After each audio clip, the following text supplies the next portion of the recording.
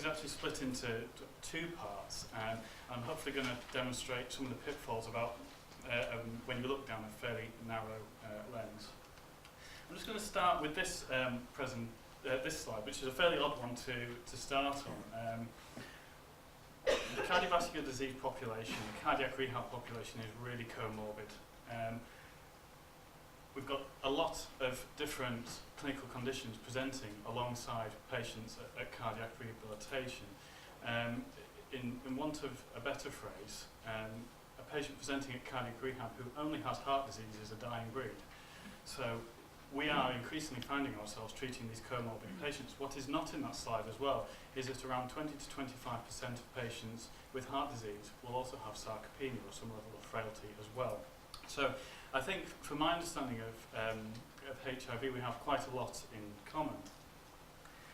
And cardiac rehabilitation, cardiovascular rehabilitation, the definition began to evolve back in the 1960s and was culminated in this definition in the early 1990s before the ACPR stole this a few years ago.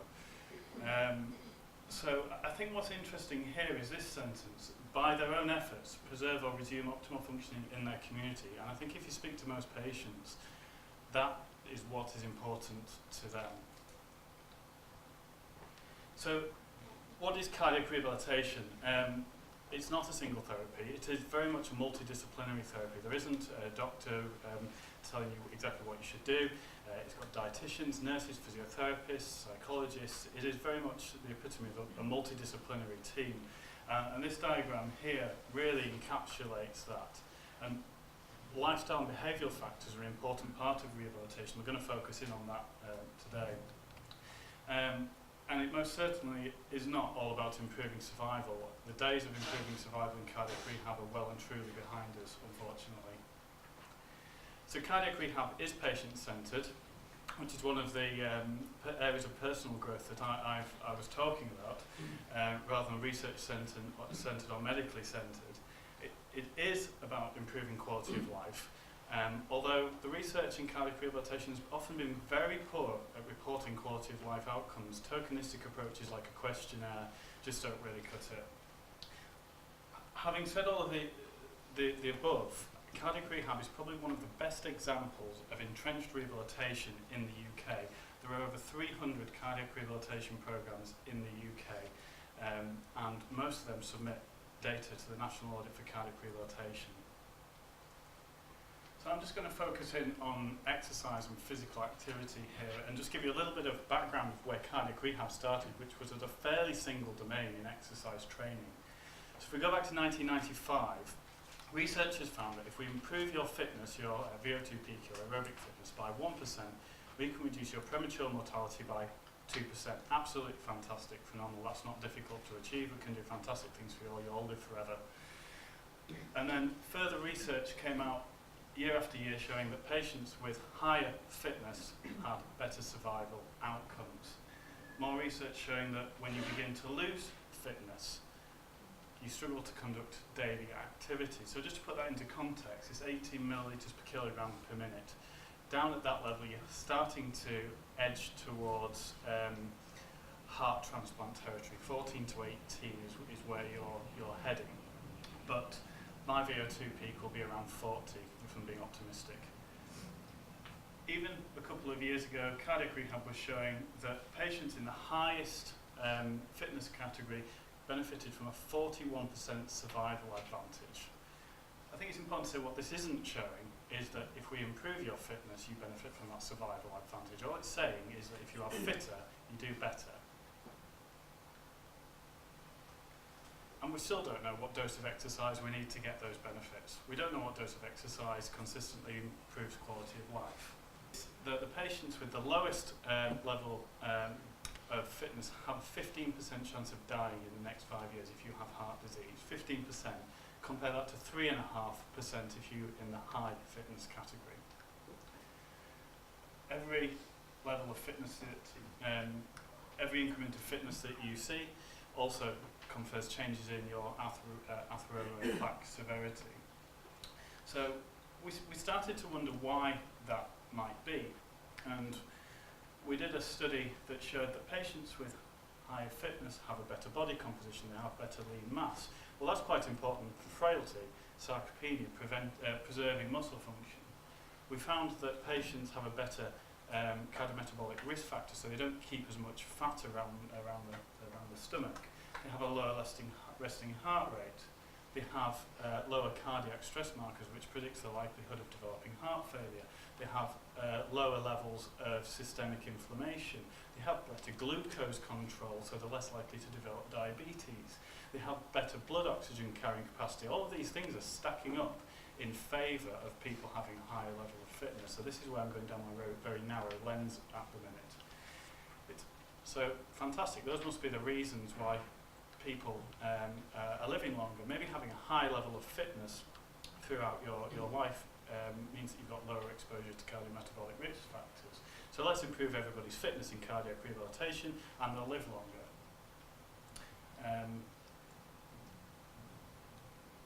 Unfortunately, that doesn't really stack up. So we're talking about Cochrane reviews here. One of the first Cochrane reviews early in 2001 showed that if you took part in exercise-based cardiac rehabilitation, you had a 27% lower premature mortality rate. We weren't sure about admissions, and there was poor quality of life data. But if you move all the way down to the bottom here, you can see that mortality benefit is starting to be undermined. I mean, if you look here, we're still not sure if there was a mortality benefit. And that might be due to advances in treatment. And this is really my point, is that relying on hard clinical endpoints can mean that you become a little bit unstuck when medical management advances. Because the most recent systematic review, which was based on Cochrane reviews, showed that there was no survival advantage of taking part in cardiac rehabilitation. There was no benefit to admissions, and there was no questionable cardiovascular mortality outcomes. There's a whole number of medical reasons I could go into why that might well be the case. But we're still staring down the barrel of people not reporting quality of life very well. We get these questionnaires that are thrown at patients. Until you have a better way of assessing quality of life, you're going to become unstuck. And I believe that interviews and qualitative research is really needed early on in this research process. As HIV is starting out its journey on rehabilitation, make sure that you get that spot on right from the start, because you can end up in this situation. Cardiac rehabilitation has a lot of positives. We do know that it improves quality of life, but we found ourselves, the age-old outcomes that we rely on, we can't do that anymore because medicine's caught up with us. And just to begin to round off my part of the presentation, I want to come back to this slide, and it really links into that comment for me. I think things that can be learned from cardiac rehabilitation is that we need to get patients to do this of their own accord. We need to get them into a place where they want to do rehabilitation, so they can get back to the activities that they want, not what, as clinicians and medics, we think that they might want. And I know this has already been touched on today. That's true, only if we can get them in the programme in the first place, which is actually where cardiac rehabilitation has had quite a lot of success. So I'm just going to hand over. As you can see, I'm turning Simon slowly into a psychophysiologist. So yeah, I think it's that by their own efforts message is the real key thing for me. Rehabilitation programmes can only work if people engage with them, and they'll only get the benefits if they really kind of involve themselves in what the programme has to offer. We're lucky in cardiac rehab, we have a national audit as with pulmonary rehab.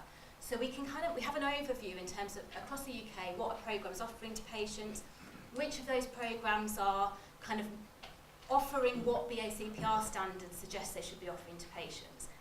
But it also allows us to look at who's attending, who's benefiting from cardiac rehab. So Simon's right in that he says cardiac rehab's actually become quite entrenched in care pathways, so it's really well established. So you can see over 80% of eligible patients are being referred. But then if you look at how many are actually enrolling and initiating those programs, the numbers start to drop off a little bit. So we've got more work to do in terms of understanding a referral just isn't enough, and we need to make sure people are actually engaging into the program. And as you can see, the majority of the patients that are benefiting and attending and taking up those cardiac programmes are white British males. So again, we've got some work to do in terms of addressing some of the other groups of people who are susceptible to coronary heart disease to make sure that they're benefiting from cardiac rehab too. So why might people not be attending?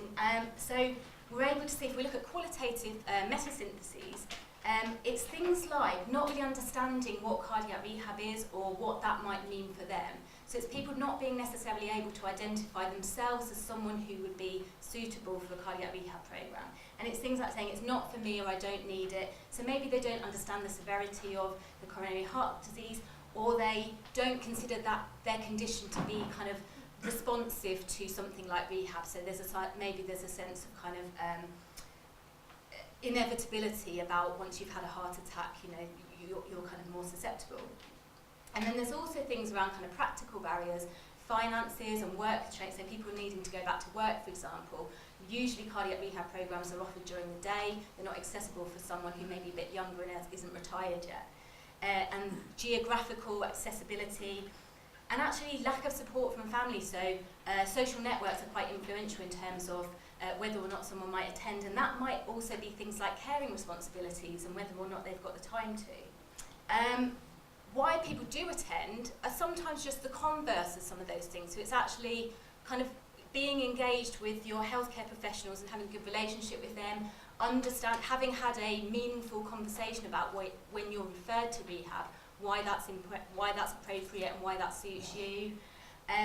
Understanding kind of that you do have some control over your health. So I don't know if people are familiar with patient activation measures. They're used a lot in Sheffield primary care.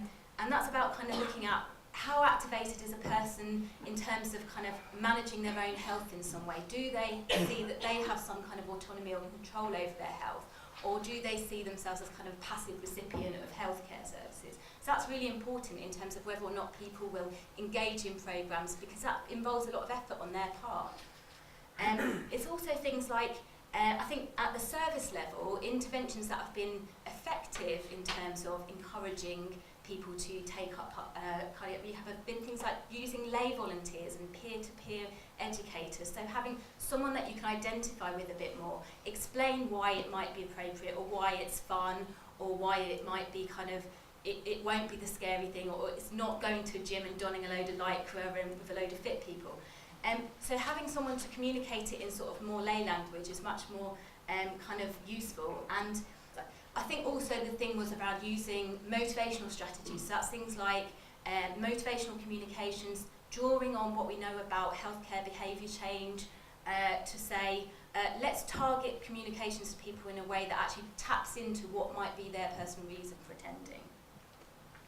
And I think it's not just getting people through the door to get cardiac rehab, it's actually, cardiac rehab is about advocating for lots of lifestyle changes, so multiple health behaviour changes.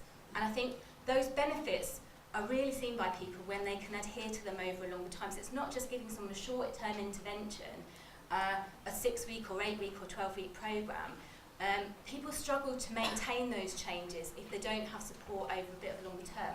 So there's been lots of work looking at how do we maximise people's adherence to those kind of positive health behaviours over a longer period of time. There's some mixed findings in terms of educational interventions and psychological interventions, but really where there's stronger evidence of what works, it's things like supporting people to self-manage, again using behaviour change strategies, things like goal setting and self-monitoring, making people formally accountable, developing their sense of accountability for their health. And I think, again, we see that the family or social network is really, really influential here. So we really need to be thinking about who does a person have in their life, and how can we involve their social circle to support them with maintaining some of these healthy behaviours over a long period of time. And we have a wealth of evidence in terms of health behaviour change.